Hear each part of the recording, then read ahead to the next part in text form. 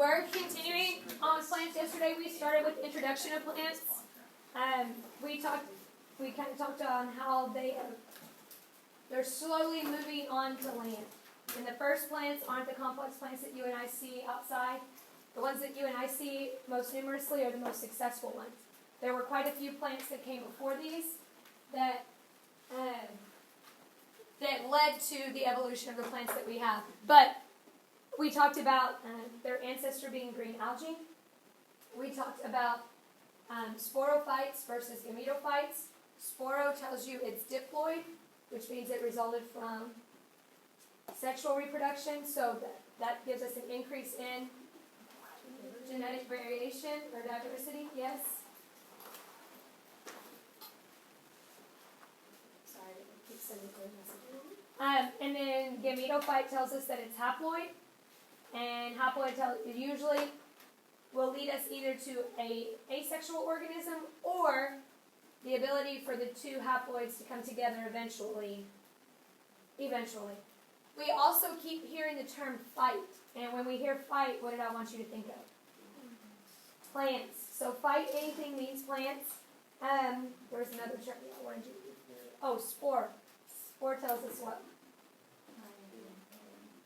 Yeah, it doesn't hide, but it's capable of going dormant until conditions become favorable.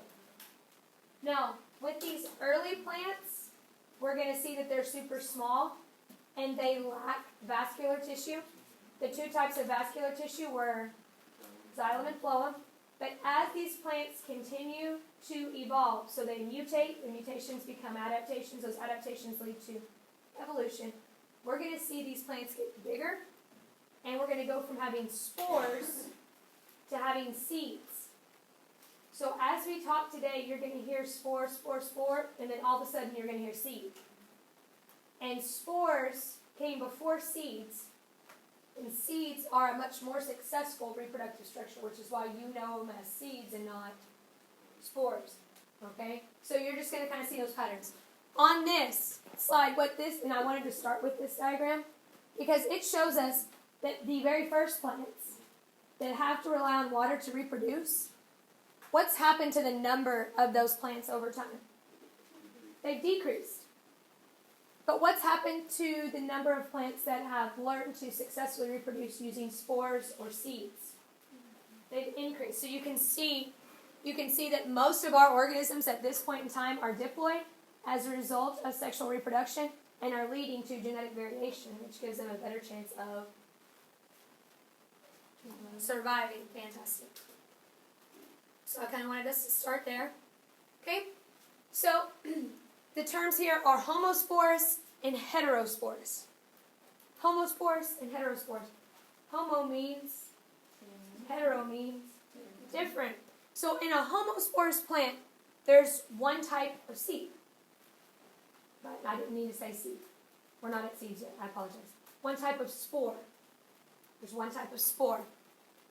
These gametophytes are bisexual. So they're both sperm and egg. Okay? Gametophytes, haploid, less variation. Then we have heterospores plants. And hetero tells us that they are different. So in this case, we have female plants and we have male plants. This allows for genetic variation, and that's great.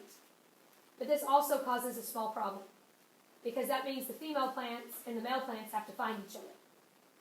Because if they don't, they're not capable of doing what? Reproducing. Okay?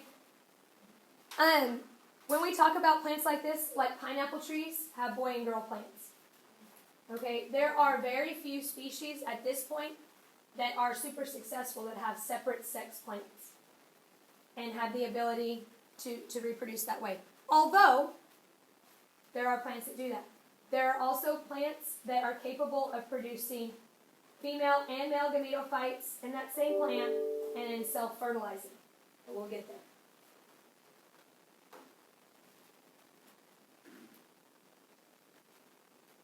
Now, bryophytes, the very first group of plants. look at the description. It says non-vascular land plants. Non-vascular land plants. So these have no xylem or phloem. As a result of not having xylem or phloem, they have to be located very close to water. Also, as a result of having no xylem and phloem, they don't have any physical support. So these plants are very small, ranging from a couple millimeters to a few centimeters at max. Okay, so the pictures that are in here are going to make them look kind of bigger than they are. These are very small plants. The liverworts are said to have perhaps been the very first land plants, leading to the hornworts and then ultimately the mosses. So these are our three groups of bryophytes. Yesterday, I didn't mention this. Yesterday we talked about the two types of plants, bryophytes and tracheophytes. Non-vascular and vascular. I forgot to mention that in my review of what we discussed. So bryophytes are non-vascular. Okay? Where are we going to find these non-vascular plants? Close to water. So it says found in wet to moist habitats. It says epiphytes. And if you don't know what an epiphyte is, you could try to dissect that word. What does phyte tell us? Plant. What does epi tell us? Above. Okay? So an epiphyte is a type of plant that grows on another organism, like on the surface of that organism. Okay, like a moss. Yes. They have flagellated sperm. They have no vascular system. We've already mentioned that. Because they have flagellated sperm, what do they rely on to reproduce? Water. They don't need a lot of water. They literally just need a raindrop. They need one drop of water to help transport that sperm. So I don't want you to think that they have to be in water to reproduce. They just need water for those sperm to move. Here we also see two terms. We're talking about gametes again, bless you. But we have archegonia and antheridia.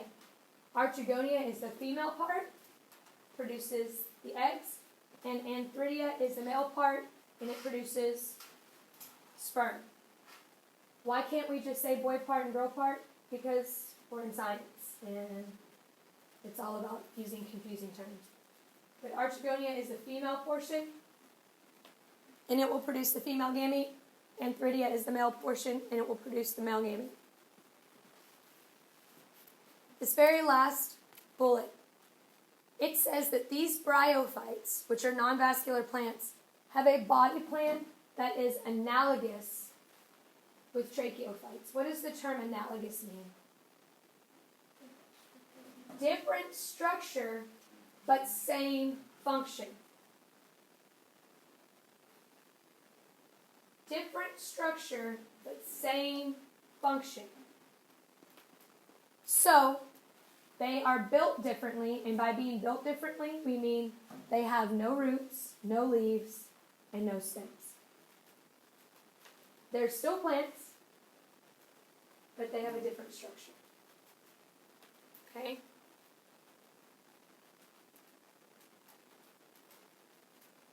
First group, and I'm really just going through these.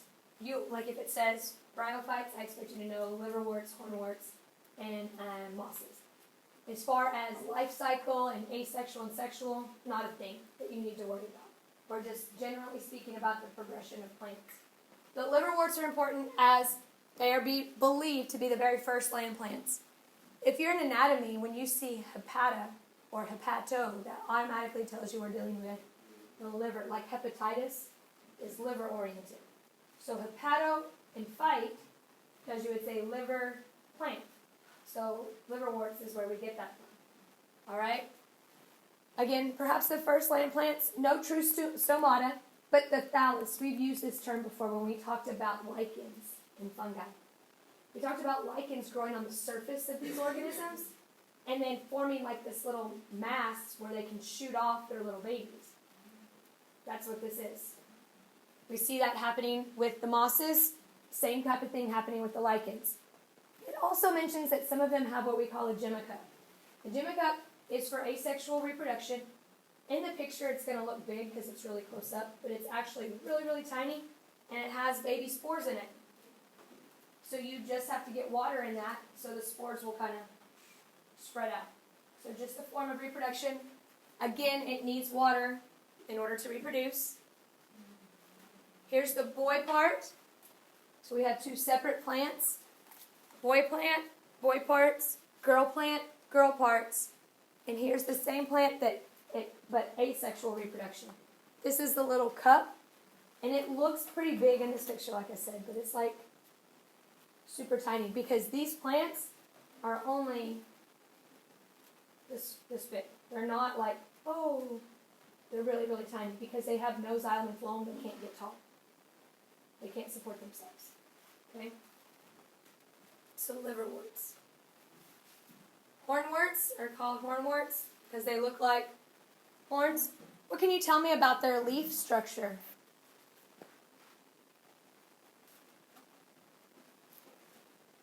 Can you tell me about their leaf structure?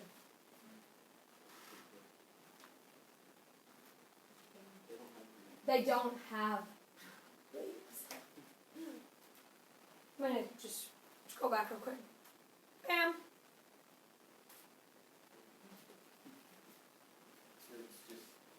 That's it. It was a trick question. That's a trick question.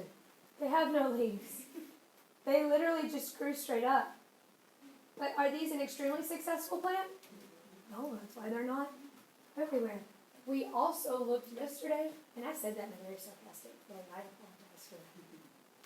Not that you don't expect me to be sarcastic, but that was just kind of rude, I think, in my head. I apologize once again. Anyways, yesterday we talked about how the first plants like kind of grew up straight and then began to mutate and form branches. So here's our first plants just growing up straight. And then eventually we'll start to branch out and become more differentiated and diverse. Why does it say it has plant-like and algae-like features? Why does that make sense for these guys?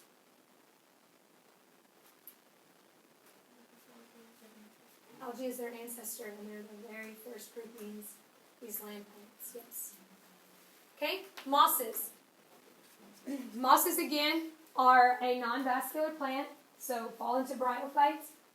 But characteristics, besides the fact that they're super small, they rely on water, you will always find mosses on rock. And that they serve a really important function in our ecosystems. We haven't studied succession yet because we haven't studied ecology. That's one of the last things that we study. But when land is wiped out by a volcano, lava eventually turns to rock. And then you have a really hard surface, but you have nothing growing on it. And if we let it naturally progress on its own, it could take up to 500 or 600 years before we start to see big trees like we have here. However, moss are really good at taking rock and starting to break it down and form soil. So moss and lichen, which we studied in fungus, are two really good soil starters. So that's what they're used for. And they reproduce really well as they form a relationship. Yes, sir. So are you talking about like lichens? Like we talked about in the fungus, where it's like a lichen and a photosynthetic partner? I don't know. But even, okay, let's just say that you were just looking at a moss on the side of a tree. A moss is a photosynthetic organism growing on the side of that tree.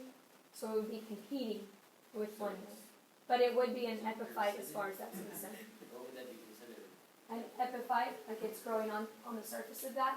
Now, it would be breaking parts of that tree down and creating soil components. But it's more likely that you're not looking at moss on a tree because moss require water. Does that make sense? It's more likely that you're looking at a lichen as opposed to a moss. But just in case it was a moss, because I for sure could be wrong. I just never that I saw But was it like along the water?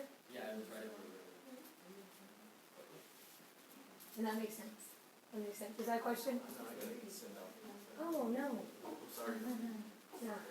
Too late for that, Cole. Too late for that. And you're taking the wee one? The wee one is so wee. All right.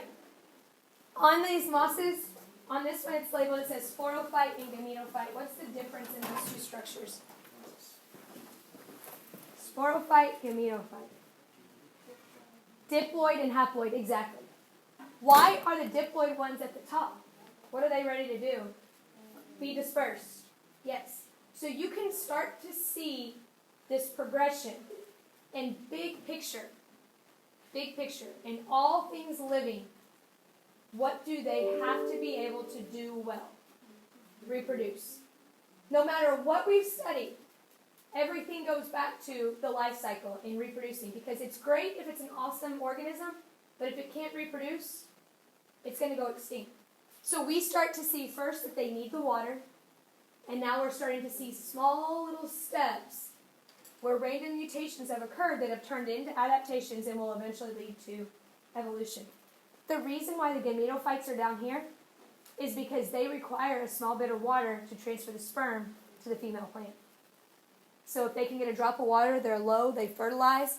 These are ready for these new babies to be dispersed. So Gametophytes are typically asexual, but no, they're haploid. We do see them in organisms that asexually reproduce. So what I don't want to make the association. Yesterday, when we said that they were haploid, we said that normally they would asexually reproduce.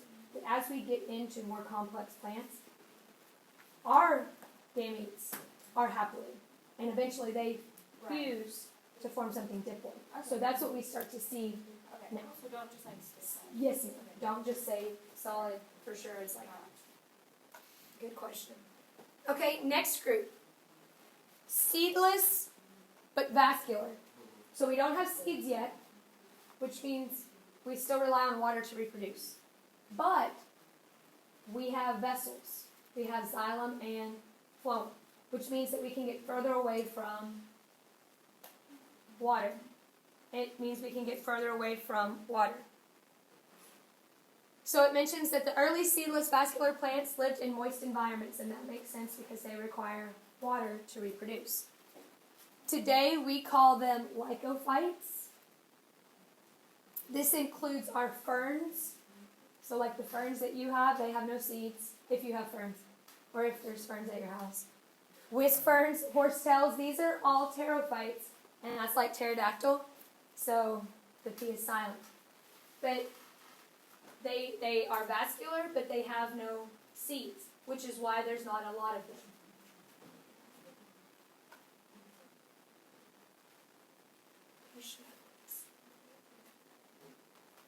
Okay, the Lycophytes are a vascular seedless plant. We saw them a whole lot whenever they were older, but here's how they reproduce. When I say whenever they were older, in the olden days, the Carboniferous period. Sporophytes. We see this now. We still see spore. Phylls, I know it has something to do with plants, but this is their reproductive structure. It turns out that it ends up being a cone, or what we will call a strobili, or strobilus. It's one. Ultimately, it turns into this reproductive structure that has all the spores that it can shoot off or that can be released in the air. It is necessary for the gametophytes to pair with mycorrhizae. Do you recall what mycorrhizae is? That relationship with a fungus. It's the one that we saw in the roots that was taking care of that plant. Real quick. Do you remember why some of those plants needed to have this relationship with the fungus? What's fungus really good at? Absorbing water. And what do these plants need to reproduce? Water. Okay, so you can kind of see how that works out for them as time goes on. So this is what the Lycophyte trees used to look like in the olden days, but now our Lycophytes are not this big. And not this prevalent nearly, because they're not really good at having babies. Here is our very first picture of a strobilus. These right here are all the spores. It's the reproductive structure. Why have the reproductive structure at the top of the plant? Yeah, it makes it easy for it to spread. Okay? It makes it easier for it to spread. Having it at the bottom of the plant, it's not so attractive. It could accidentally get knocked off by an animal or an organism. This is just a better way for reproduction to occur. Okay, Still talking about the ferns, seedless vascular plants. It's restating what we just said. They were in the Carboniferous period. Here's talking about the anatomy. I don't need you to be familiar with anatomy, but I am going to bring up this word, sori, because this is used for reproduction. So sporophylls for reproduction, and now we have sori, which are on ferns. This is what they look like. On the leaves, or the fronds of ferns, here are the reproductive structures lined up. There's no seed. These are seedless plants, but these are the sori. So these are all the little potential babies, and on the leaves of, or on the fronds of a fern.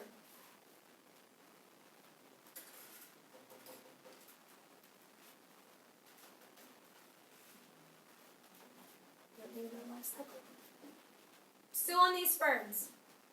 Big picture, they are lacking true roots and leaves. At this point, we haven't seen, we just said fronds, but we have no true leaves yet. Because remember how I showed you yesterday? We started with like a solid straight line, and then it slowly began to branch out. That took thousands and thousands of years for all that to occur. So we start to see the branching here. We see the reproductive structures, but we still see no leaves. We still see no leaves. Okay, so just kind of pointing out how things are progressing. Okay, same thing here.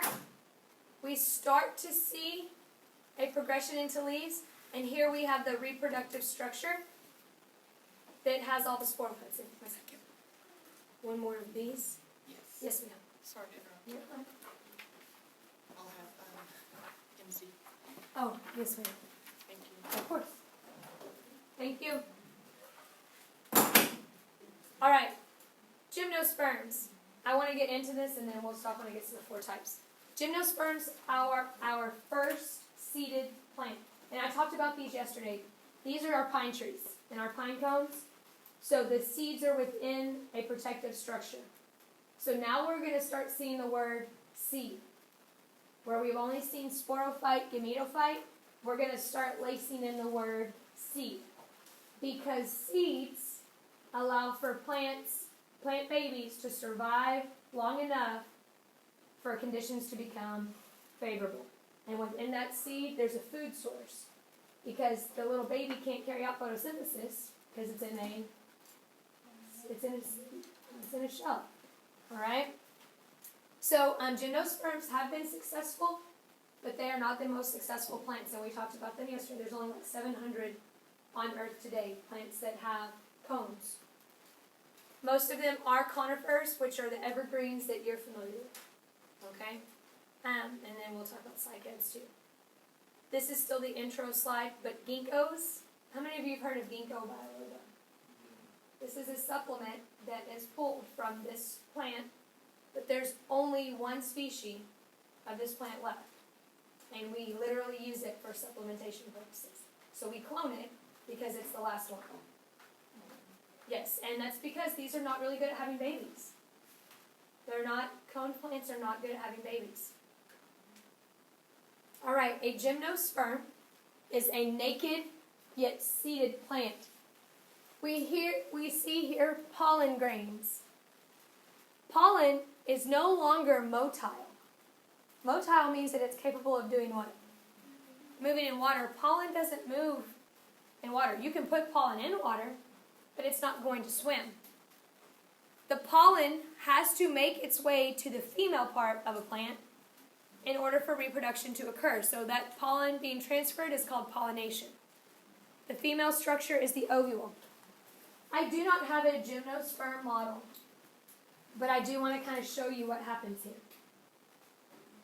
Here, this is a plant that would have a flower or a fruit in it, but this model, at least you can get the idea of how this all works. So the very top part, this is the female part of the plant. The very top of the female part of the plant has a very sticky substance. So when pollen blows by this plant, a lot of it gets stuck. Then the pollen, you know how like in humans the sperm have to swim to the egg. That's literally what happens here. So the pollen has to begin to bore its way down, and each one creates this tube. It's called a pollen tube. And the one that gets to the seed first is the winner. If this is just a one-seeded plant. Like if we have a pea pod, then each of those peas is a seed, so it can be fertilized by a different pollen grain. But here, this turns out to be our embryo, and at this point, we start calling it an embryo as these plants progress. This embryo will be protected by this structure right here, the female part, which will turn out in this plant to be a fruit, a fleshy fruit. But what if it was like an acorn? An acorn is still a fruit. It's just a dry fruit. Okay? So those are all dry with the seeds inside, the little embryos inside. We call it an embryo because it's already been fertilized. And there will be a food source here as well.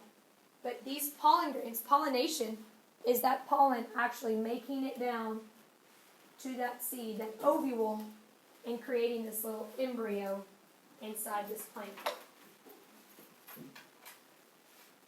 You never knew plants were so complex.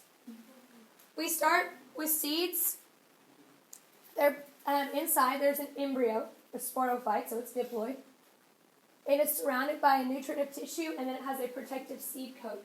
The crazy thing about seeds is this adaptation has become so beneficial because seeds can last anywhere from a few weeks to years. Like coconuts are seeds, and they're literally designed to fall out of a tree, roll into the water, and float to another island before germinating because they don't want to compete with the parent plant. So coconuts will float across the ocean. Do they all make it? No. But that's why we produce more than can survive. Seeds are a huge adaptation for environments that could be uncertain. Why? Because it allows for them to be transported long distances. Seeds are not digestible by most tracts, gastrointestinal tracts. So when an organism eats it, they're actually getting the nutritive tissue on the outside, but not the embryo. So when that animal poops, the seed's there, it's got some good soil, compost, and it's got the startings or the makings of a good start. Okay? So here's the basic anatomy of a seed. We have the seed coat. Here is the actual baby, the embryo. Here is that nutritive tissue. When this baby runs out of food, what's going to happen to it? It's going to die. It's going to die. But nonetheless, at least now you know kind of how this is structured. All right, here's where we will pick up tomorrow. A seed is a physical structure that protects the embryo inside. Okay, so like if you look at a sunflower seed, the hard part on the outside is the seed, the structure. The embryo is the part that you eat.